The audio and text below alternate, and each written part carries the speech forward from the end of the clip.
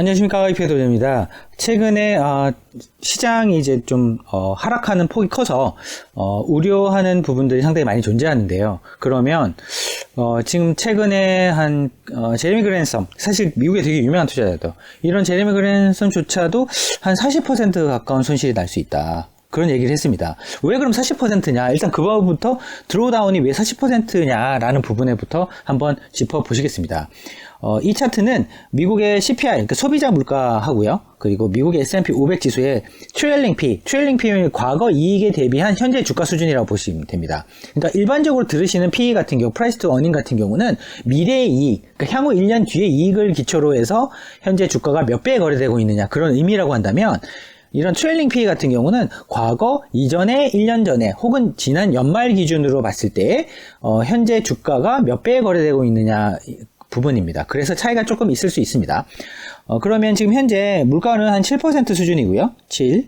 그리고 밸류에이션은 25배 정도 수준입니다. 그러면 왜 40%냐? 즉 7% 물가가 꺾이지 않고 이렇게 떨어진다라고 하게 되면 25에서 15까지 떨어졌기 때문에 여기가 마이너스 40% 손실입니다.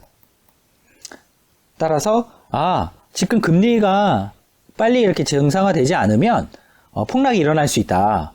그 폭락의 범위는 요 차트를 기준으로 놓고 봤을 때 아마도 40% 가까이 떨어져서 밸류에이션이 한 15배 이하로 떨어진다. 그 말은 향후에 이익이 조금 늘어난다 하더라도 지금 이슈가 될 수 있는 인플레이션 때문에 주가는 떨어질 것이다 라는 의미가 되겠습니다. 그러면 지금 연준이 생각하고 있는 부분을 한번 말씀을 드리게 되면 연준은 올해의 금리 인플레이션이 한 2% 정도 좀 될 거라고 생각하고 있습니다. 2%. 즉 2% 정도 될 것이기 때문에 밸류에이션이 20배면 적합하다, 21배 정도면 적합하다라고 얘기를 하고 있는 거죠. 즉 밸류에이션이 21배이기 때문에 그러면 21배니까 한번 보시게 되면 25에서 21배까지 떨어진다 하고 되면 약 20% 손실입니다. 주가 그럼 20% 폭락할 수 있겠구나. 그런데 여기 함정이 있습니다. 어떤 함정이 있냐면 올해 미국의 기업 이익이 한 10% 정도 증가합니다. 10%. 그럼 따라서 마이너스 10% 정도는 손실이 발생할 수도 있겠구나라고 생각되는 부분입니다. 근데 여기서 이제 한 가지 부분은 제일 중요한 부분은 인플레이션 2%가 맞냐는 겁니다.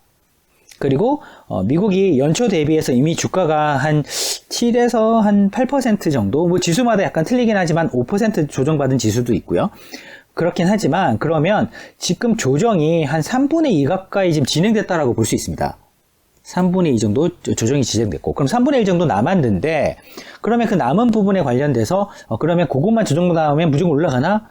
이 조정이 어느 정도 일어날 것인지에 대해서 상당히 논란이 많은 것도 사실입니다. 그러면 미 연준이 생각하는 것처럼 7에서 2%를 인플레이션이 잡힌다라는 가정하에는 3분의 2 정도 조정이 지금 이미 왔기 때문에 여기서 차익 실현을 한다기보다는 오히려 여기서는 약간 분할 매수를 하는 게 더 맞을 수도 있습니다. 하지만 그 바닥에 대해서는 지금 논란이 상당히 많은 부분이 있는데 여기서 인플레이션이 5%나 더 하락을 해야 된다는 의미입니다. 5%나 더 하락을 하려고 한다면 시간이 얼마나 걸릴까? 즉, 그 시간이 걸리는 부분에 맞춰서 사실은 분할 매수를 해야 되는 거죠. 그러니까 함부로 지금 분할 매수한다고 얘기하기는 어려운 시기인 것 같습니다. 따라서 저희는 이런 두 부분에 관련돼서 한번 짚어봐야 될 것 같습니다. 즉, 미국 주식을 지금 투자를 한다라고 한다면 인플레이션이 갑자기 0으로 간다. 그러면 사실 여기서 주식을 사셔도 됩니다. 하지만 반대로 여기서 만약에 7%를 꺾이지 않고 내려간다라고 하게 되면 지금 사시면 안 됩니다. 보시는 것처럼 제레미 그랜섬이 얘기했던 한 마이너스 40% 손실이 실제 날 수 있거든요. 이 과거의 경험에 따르면. 물론 과거가 항상 맞는 것은 아닙니다만 그런 부분에 있어서는 사실 그렇게 존재할 수 있습니다. 그럼 2% 정도의 연준의 바람대로 금리를 2%를 잡을 수 있다. 그러면 여기서 저희가 생각하는 루트는 여기입니다. 그러면 이 구간을 가는 동안 사실 인플레이션이 어느 정도 존재하면서 밸류에이션이 지금 시장 밸류에이션이 떨어지기 때문에 예전에 30배, 40배 봤던 주식들이 상당히 많았습니다. 프라이스 투 어닝 기준으로. 즉 PE 기준으로 3, 40배 봤던 주식들이 예를 들어서 밸류에이션이 20배 가까이 떨어진다. 그럼 반토막이 나게 되거든요. 시장 평균 대비해서 거의 2배이기 때문에 밸류에이션이. 그럼 상당히 부담스럽게 느끼게 될 거고 최근에 기술주들이 특히나 조정을 많이 받는 가장 큰 이유 중에 하나가 이렇게 비싸기 때문입니다. 왜냐하면 시장의 기준점 자체가 낮아졌기 때문에 고평가된 주식들이 너무 비싸 보이는 겁니다.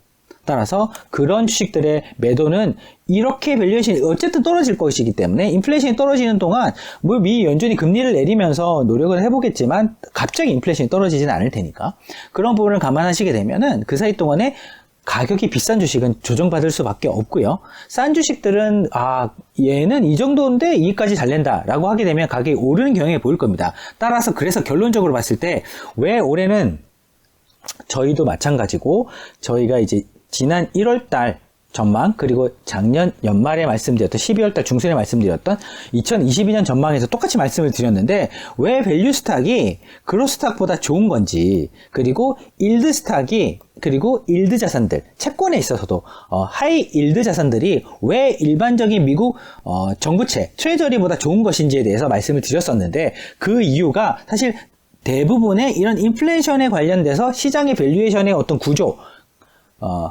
자체가, 스트럭처 자체가 바뀌고 있기 때문에 그런 일이 지금 발생하고 있습니다. 따라서 저희가 말씀드리고 싶은 가장 큰 부분은 40% 조정을 받을 수 있다. 하지만 연준의 어떤 적절한 대응을 통해서 인플레이션이 한 2%까지 떨어진다고 한다면 실질적으로 주가는 조정을 받긴 하겠지만 높은 밸류에이션의 주식보다는 낮은 밸류에이션의 주식이 각광받을 가능성이 높다. 왜? 너무 비싸 보이는 것들은 사람들이 회피할 가능성이 높아졌기 때문이고요. 따라서 그럼 여기서 얼마나 더 떨어질 거냐 아니면 어느 정도 시간이 걸릴 것이냐 따라서는 인플레이션이 상당히 중요한 팩터가 됐고 미 연준의 행동이 중요한 팩터가 됐습니다. 그러면 2022년 1월달 중순 그러니까 1월달 20일을 전후로 해서 미 연준은 지금 입을 다물고 있습니다. 왜냐하면 이 금리를 결정하거나 FOMC 있기 전에 전 일주일은 그 연준 이사들이 언론에 나와서 인터뷰나 이런 코멘트를 하기 어렵게 되어 있습니다. 구조상. 그러니까 지금 조용한 구간이고요. 그러다 보니 시장의 불안 감리는 더 올라왔고 하지만 시장은 원래 한 10% 조정을 염두에 두고 있었는데 한 7%, 6% 가까이 조정을 받았기 때문에 어느 정도 조정은 조금 이루어진 부분이고요. 그러면 추가적으로 좀 조정이 더 있을 수는 있겠는데 그런 부분이 지나고 났을 때 만약 페드가 생각했던 것보다 시장을 안심을 잘 시킨다. 금리를 올리겠지만 너무 테이퍼링 속도가 빠르지 않을 것이다 라는 형태의 코멘트가 나오게 되면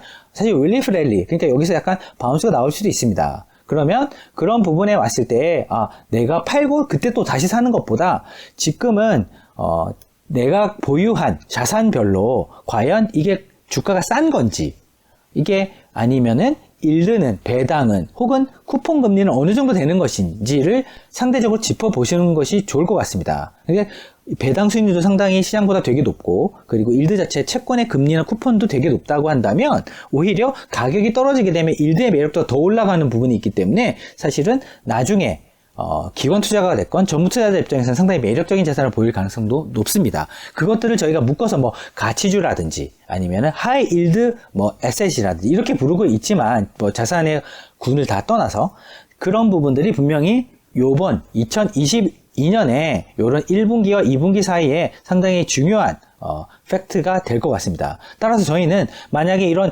시장의 어떤 변화가 말씀드렸던 것처럼 인플레이션이라든지 시장의 밸류에이션이라든지 그리고 이런 부분에 따른 연준의 어떤 액션 이런 것들을 통해서 변화가 감지되는 부분을 또 업데이트해서 공유 드리도록 하겠습니다. 감사합니다.